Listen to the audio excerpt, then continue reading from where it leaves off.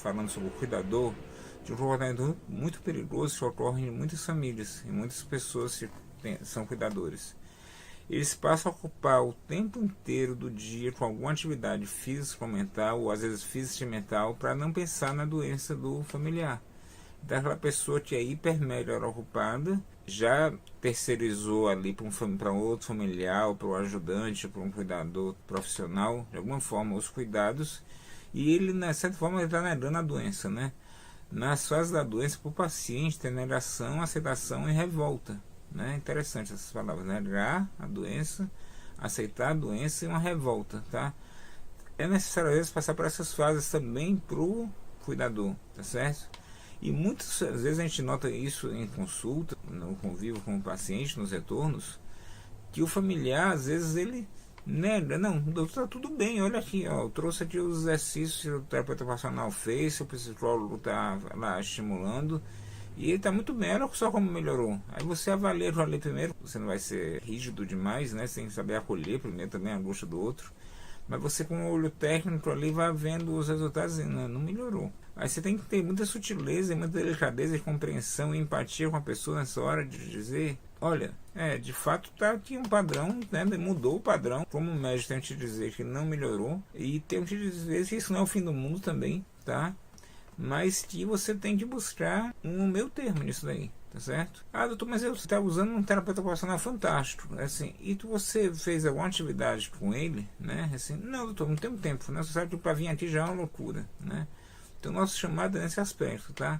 Não é raro pacientes que têm familiares que não tem tempo para nada, né? Então, sempre vai o irmão, porque o outro irmão nunca pode ir, nunca tem tempo. O outro irmão é quase já assim só um nome imaginário, né? Idealizo quem seja aquela pessoa, mas não vejo, nunca vi aquela pessoa, só os relatos do familiar ali, que o irmão ou a irmã não pode vir porque está ocupado. Isso gera uma espiral de sofrimento muito grande, né? Que a gente, nosso chamado aqui é que, se isso acontece, que você pare para repensar o modo como está sendo conduzido. Então a gente tem que chamar essa observação por cuidador, que muitas vezes preencher a agenda demais ou está sempre muito ocupado para enxergar a realidade da doença do familiar, pode uma válvula de escape, mas vai ser verdade. Até quanto tempo eu vou ter gás, vou ter energia para ficar o tempo todo ocupado e não poder enxergar isso? E até que ponto isso é saudável, até que ponto vale a pena tapar o sol com a peneira? Não é muito mais assim saudável para todo mundo, para o familiar que está doente, para você que é cuidador, que não escolheu ser cuidador, mas virou um cuidador, que você entenda a doença, vista a camisa da melhor forma possível, se puder, essa doença, seja com tempo, um tempo que a gente fala, às vezes 10 minutos de sentar no sofá, dar um abraço, um beijo, vale mais que às vezes passar a tarde inteira com a pessoa na casa, a pessoa sentar ali no sofá, olhando para a televisão, sem saber se ela está entendendo a televisão ou não, e você ali, eu passei a tarde com a mamãe, foi legal e tudo. Aí, como é que foi essa tarde? Não, ela assistia vários canais religiosos, ela gosta de assistir, ela repete mecanicamente lá o que o pastor fala, o que o padre fala, ou que a religião dela lá, o canal religioso transmite. E ela fica bem, doutor, ela fica bem, tá? E você, como foi? E você conversou com ela, tentou conversar? Houve alguma expressão facial dela de riso, de choro, desses sentidos? Não, doutor, deixa ela lá quietinha, que ela gosta de assistir. Ela assiste a missa dela direitinho, o culto dela todo dia. E tá bem. Então é isso que a gente vai chamar a atenção para você. Você tem que ver que não adianta às vezes tapar o sol com a peneira, tá? Talvez seja mais interessante, sem julgar, mas ajudando, entender que a doença ocorreu, a sua ação está ocorrendo e que você talvez saia de uma espiral de sofrimento muito mais rápido se você parar de tentar achar fugas, escapes para uma situação que no final você retorna para o ponto de início e a partir daí construir a sua paz e lidar com isso da forma mais serena, mais tranquila possível, tá certo? Sem querer fazer o seu supra-sumo, assim, no sentido de vou resolver. A ideia é não resolver, a ideia é entender, acolher a situação e a partir daí fazer o seu limite. Muitas vezes é entender o limite, que esse limite às vezes é pequeno, que gera sofrimento. Mas é importantíssimo entender esse limite e aceitar esse limite.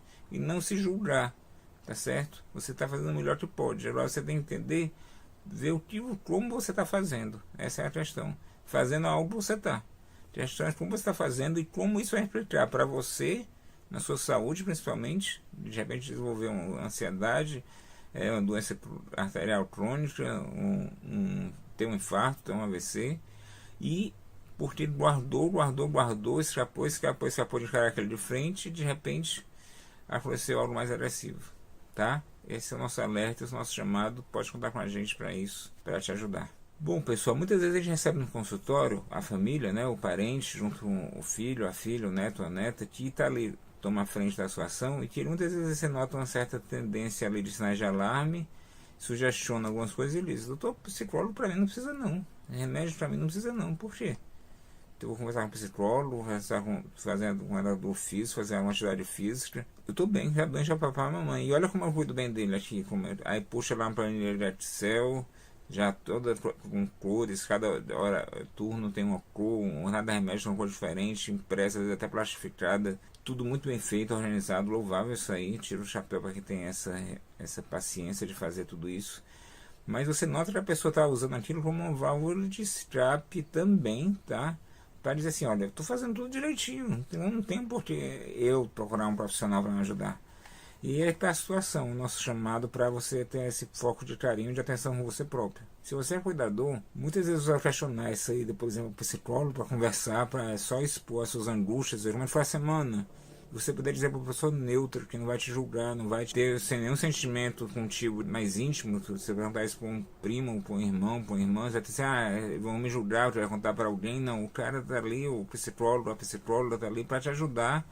E dizer: olha, tu tá me contando isso, tu notando assim os sinais de alarme aqui em ti, e eu acho que tu devia começar a pensar sobre essa vertente. É interessante também desconstruir essa ideia de que o psicólogo vai dar a solução para tudo, né? Ele vai dar o caminho para você pensar e achar a sua solução. E é interessante também você notar o seguinte: quanto mais cedo você buscar essa ajuda, melhor. Porque veja só, a doença do teu familiar é progressiva, tá? Degenerativa.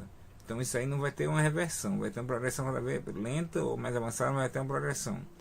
Você, ao negar que não está entrando em sofrimento com aquilo, você está no mínimo mentindo para você mesmo, sem julgar ninguém, mas essa é a realidade. Se você não buscar uma ajuda profissional de alguém da área da saúde, um psicólogo principalmente, você vai entrar numa espiral de sofrimento que lá na frente você vai ficar extremamente tenso, porque vai ver que não existe a idealização que você sonhou para a doença, e isso vai te levar a não ter um amparo emocional. E muitas vezes a gente nota isso, pessoas que vão ao consultório em extrema angústia, às vezes mais angustiadas do que o próprio paciente. Então, o paciente pode estar no estado moderado avançado da doença, ele vai naquela calma dele, naquele olhar ali passivo, faz a tarefa, ele vê assim: errei, não consegui, posso tentar de novo? A gente diz: não, olha, desculpa, mas é um teste, a gente já conversou outras vezes, a gente só pode fazer aqui uma vez, a gente tem que ver como é que a senhora está hoje. E o parente está ali numa vibe de uma pilha, né? Doutor, não deu certo de novo, né? E aí tá piorando, piorou. Pare de pensar com você mesmo. Procure essa ajuda, tá? Porque não adianta você tapar o sol com a peneira e nem assim, aquela história. Se você não tratar agora, lá na frente você vai ter que se tratar. Então é melhor você se tratar agora, enquanto está no início, enquanto você ainda pode construir uma relação saudável com você próprio, o seu autocuidado como cuidador, para você, do que tentar dar uma de eu resolvo, eu consigo passar por isso sem a ajuda de ninguém, eu sou forte, eu dou conta do recado, e lá na frente você vai ter uma pessoa mais debilitada que é teu parente, e você vai estar mais agilizado ainda emocionalmente. Ninguém é assim, feito de pedra, não são computadores, se programam e obedecem, exercem funções. Esse preço emocional vai vir uma hora, mais cedo ou mais tarde, e muitas vezes ele vem muito caro. E quem não sabe lidar com isso entra numa espiral de sofrimento muito grande. Então, nosso convite hoje é para você parar para pensar nisso. Buscar uma ajuda, considerar buscar uma ajuda o mais cedo possível. Tá certo? De preferência com uma pessoa especializada, profissional da área da saúde, que possa lhe ajudar a encarar isso de uma maneira mais abrangente, a entender. Quando você entende, a gente falou já em outras ocasiões, em outros vídeos, a informação é tudo. Quando você entende onde está pisando, você sai muito da angústia. O que gera muita angústia, dor e sofrimento nas pessoas é: meu pai tem uma doença grave, vai piorar, vai ficar incapacitado. Essa é a sua visão. Você entende todos os pormenores e detalhes daquela doença, e você se entende também, entende o seu poder de ação diante daquela doença, você consegue ter uma paz interior muito maior e viver funcionalmente e emocionalmente muito melhor.